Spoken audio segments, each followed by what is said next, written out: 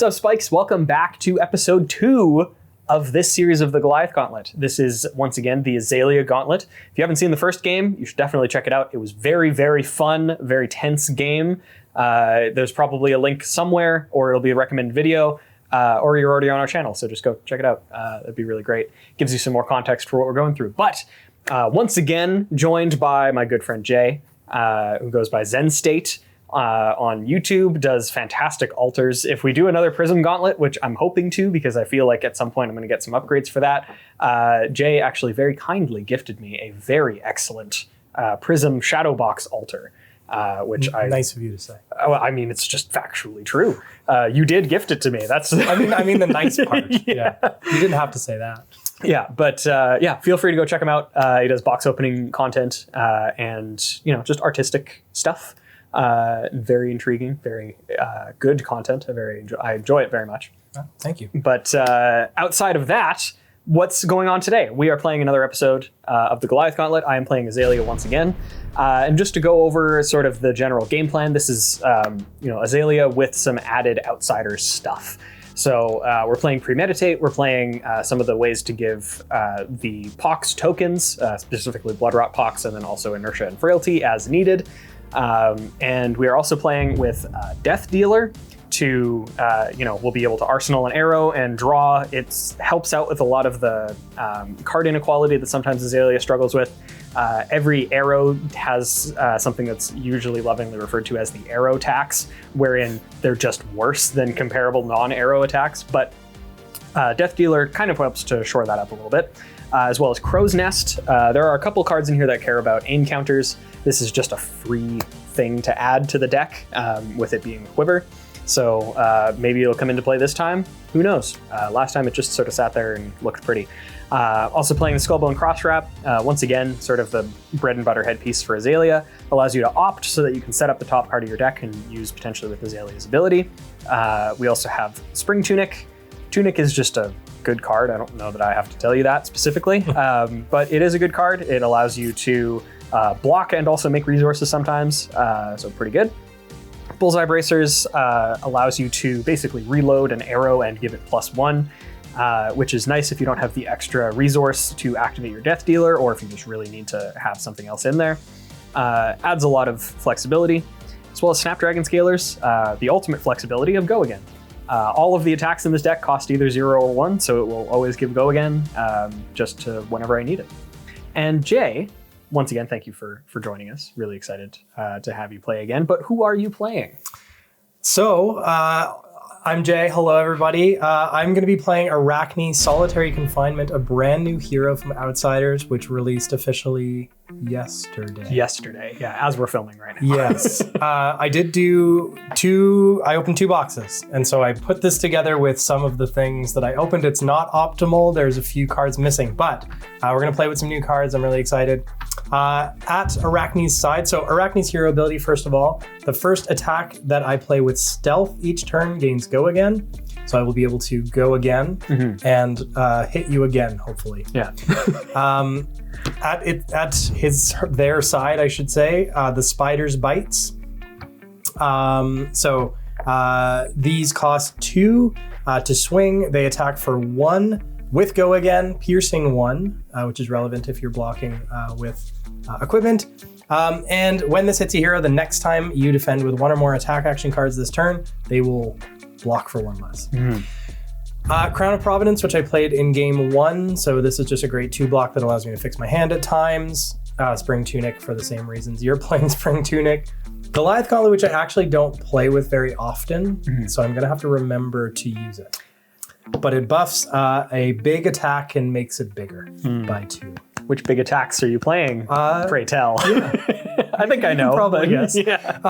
And then I have Black Tech Whisperers, lovely cold foil Black Tech Whisperers. I was about to ask. I opened those. They're nice. Yeah.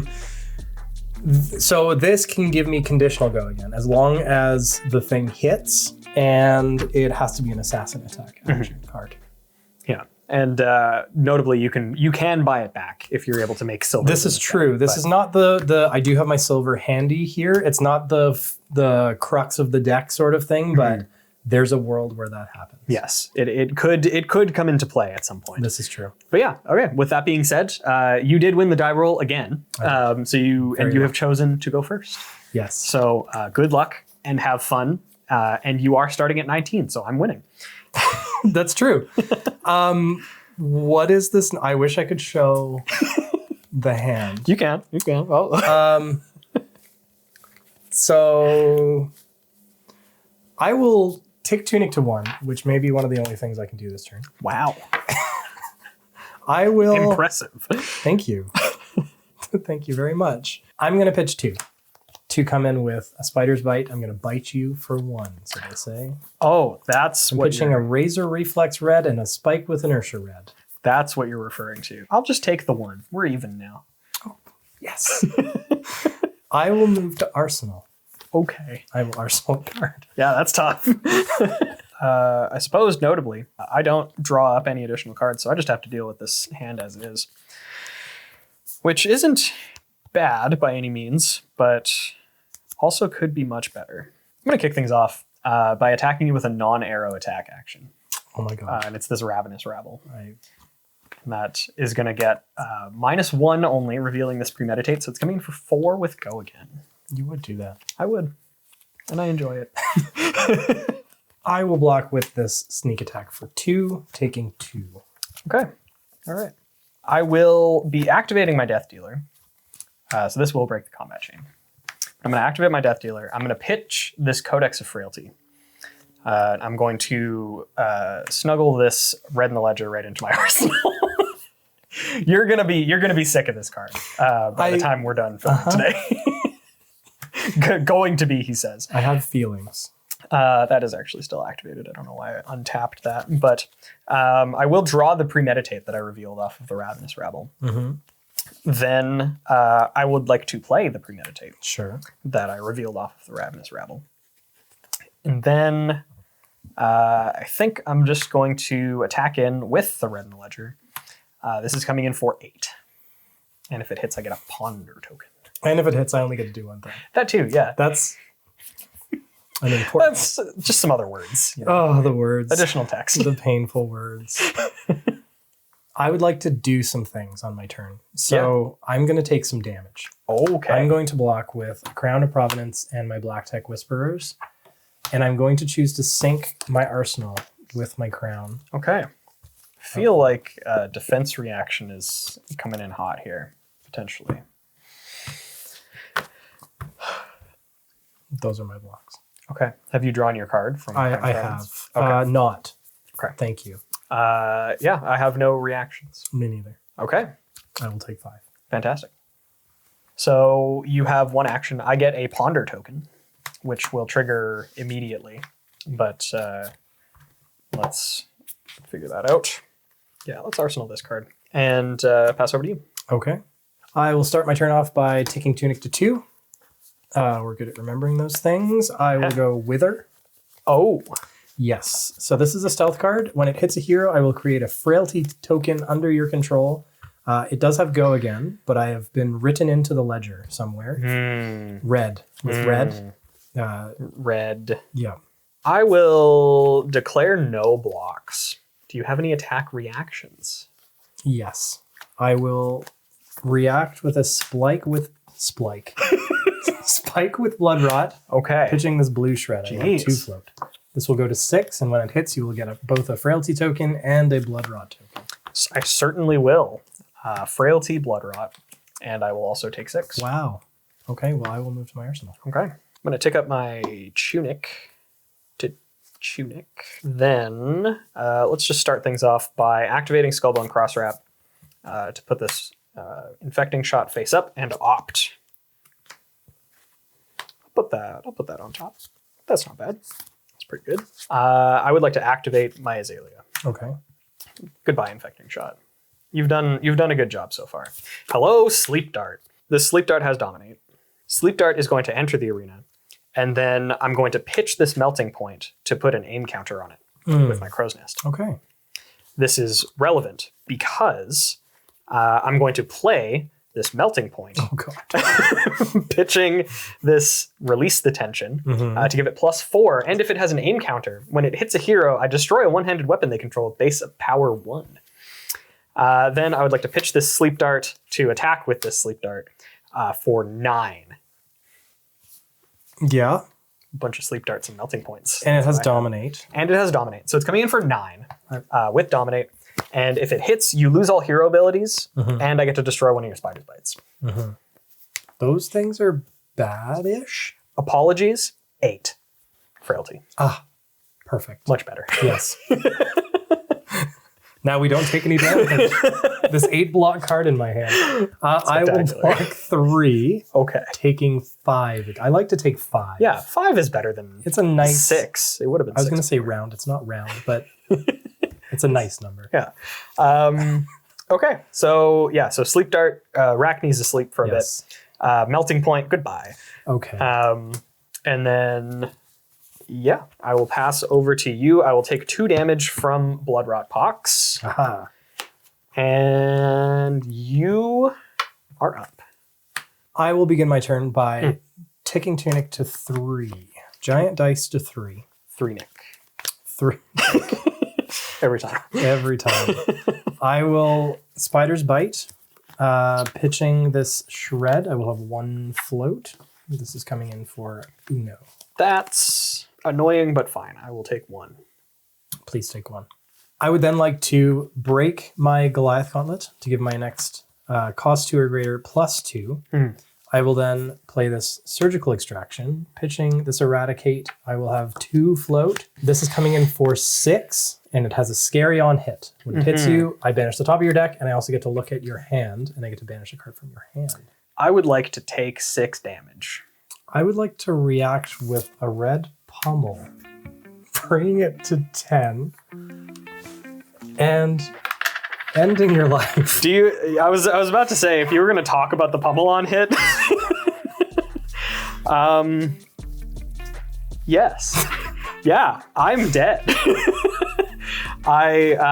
So here's the hand that I decided to not block. Okay. So I had to knock the death whistle. Yeah.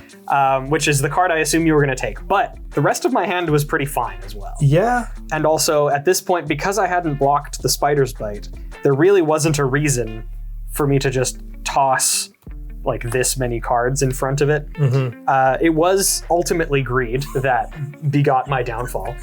But you did. You wouldn't expect pummel. You did see the 2 float, but I did see the 2 float, but like this is a 1 of. Why'd you tell me that? I do play. I think I blocked. No, I didn't. I pitched a sneak attack earlier, so I do like. The idea is like play a go again, small go again, and then like a big thing that I could potentially. Because especially with the sneak attack is there. Yeah. With the sneak attack, if you have that, you attack for 3. Pummel buffs it by 8 total. Yeah. So it goes to 11, which is pretty nuts. Yeah. I should have anticipated that, but did not, and have lost the game as a result. That was sweet. I misplayed. I needed to use my Tunic resource. The resource was there.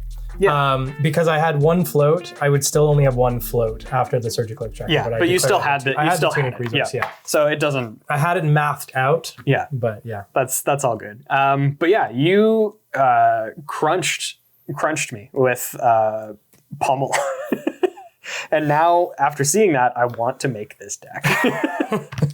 But yeah, good game. Thank you. Good game to you. Good game to you. I definitely thought that I feel like I just stole that from you, though. No, yeah, I mean that's 10. You don't expect the pummel for sure. No, that's shreds, razor, like lots and lots. Yeah, lots of attack reactions. Yeah. I mean that makes sense with the sneak attack, with the sneak attacks too. Yeah, but specifically the single pummel for the large, and which I called. And your Plague Hive. Yes. Yeah, I was actually just chatting about Plague Hive on the podcast episode we were filming just prior to this.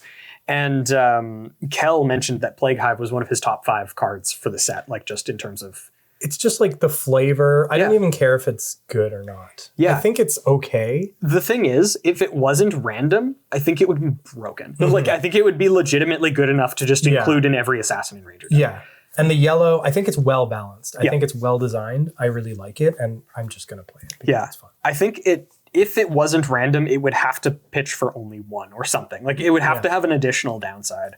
Yeah. But it being yellow and random is, I think, a good spot for it. But either way, good game. It was again my hubris, but yeah, fantastic. Thank you at home for watching. As always, I hope you enjoyed this episode as much as we enjoyed playing it. Thank you, Jay, for joining me once again for another episode. And stay well, stay safe. We'll catch you all in the next episode. Hey, thanks for checking out the Spike Feeders on YouTube. Before you close the window, make sure you click subscribe for more great Flesh and Blood content.